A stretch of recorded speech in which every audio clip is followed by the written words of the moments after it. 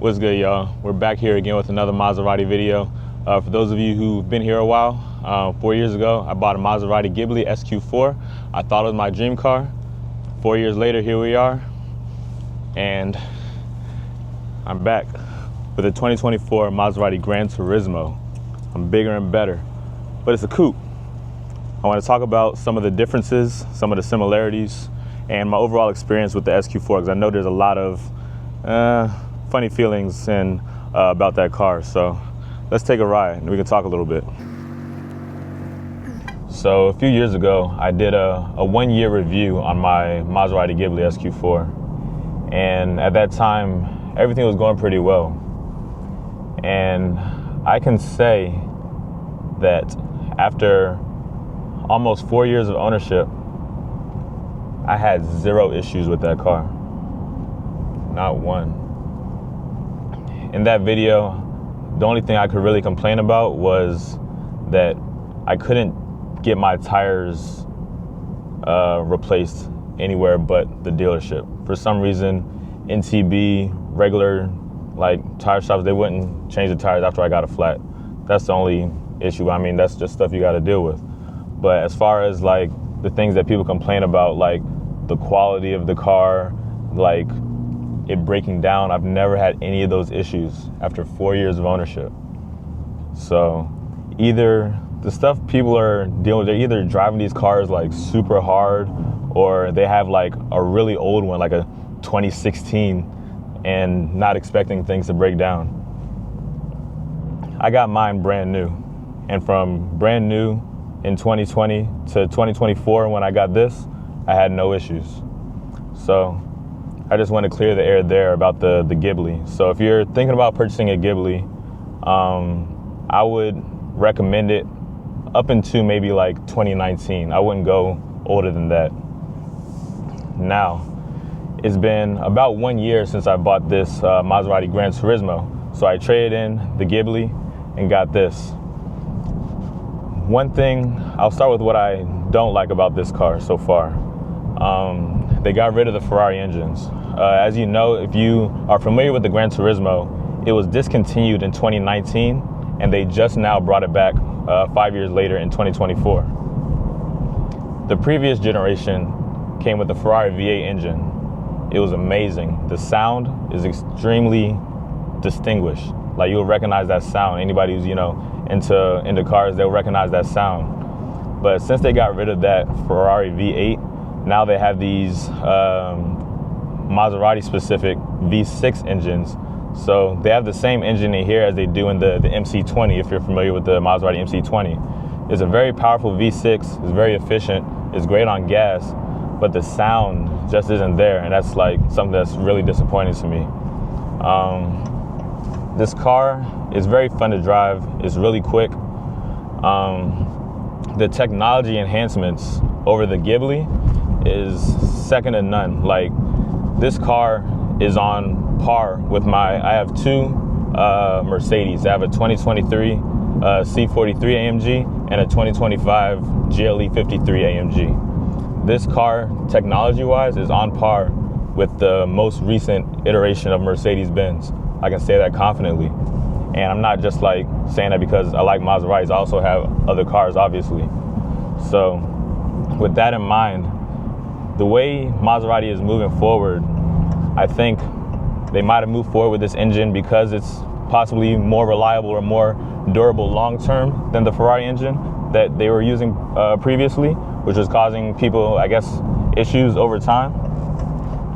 But as far as build quality, technology, everything is completely up to date with all the Germans, Mercedes, BMW, even Porsche.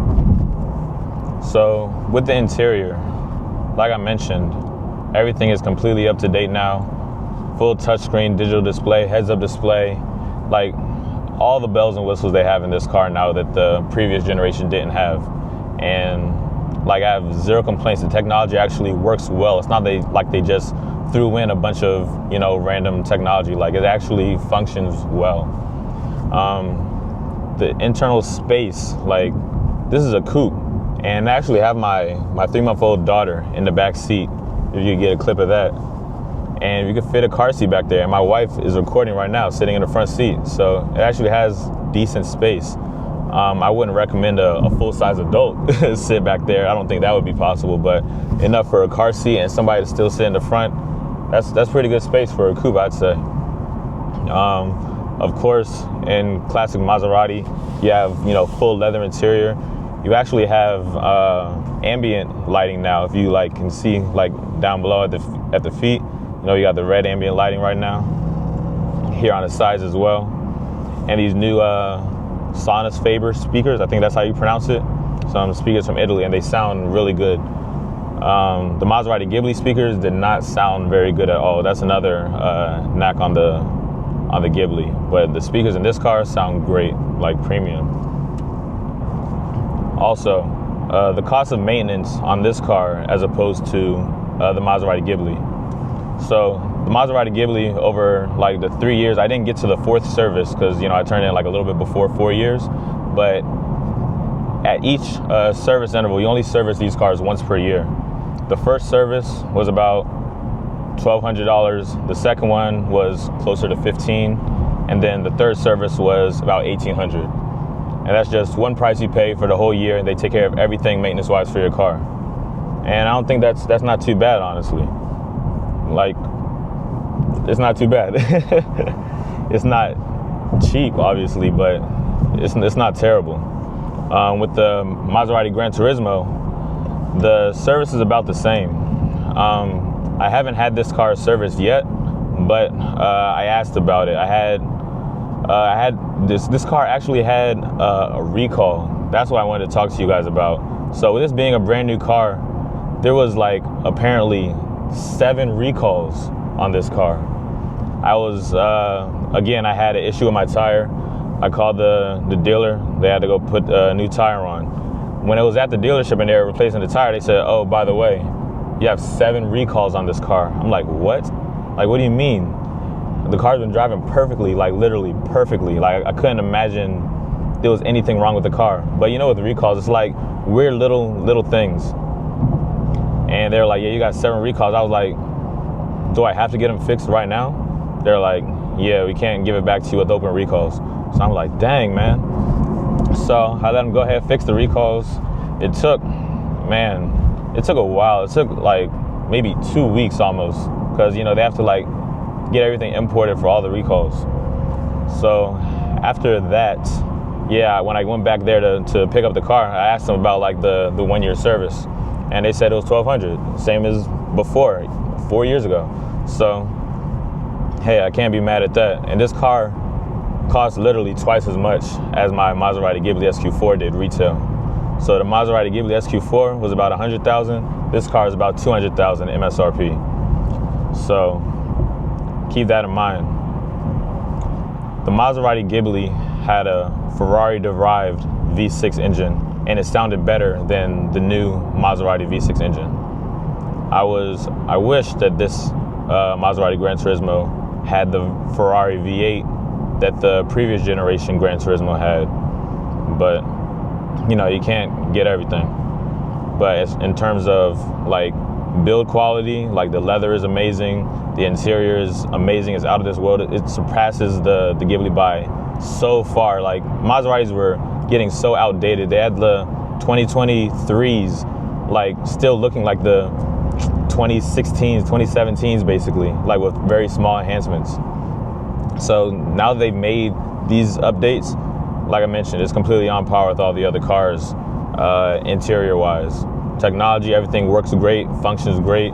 The touch screens, they work very, very well with no issues, no lagging, nothing like that, man. So I would say if you have an interest in either buying or leasing a new Maserati, a 2024, whether it's the Gran Turismo or the Grecale, I think they're going to be doing some type of update to the Quattroporte next year. I would recommend it, man.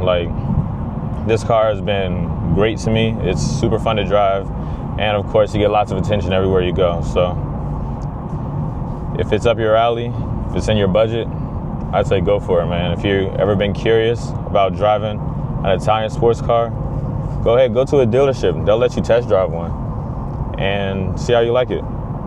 I'm sure you'll be sold. So yeah, man, that's that. I appreciate y'all listening. If you have any more questions, feel free to hit me up in the comments. Hopefully I got a chance to touch on all the comments that so many people left on my previous video.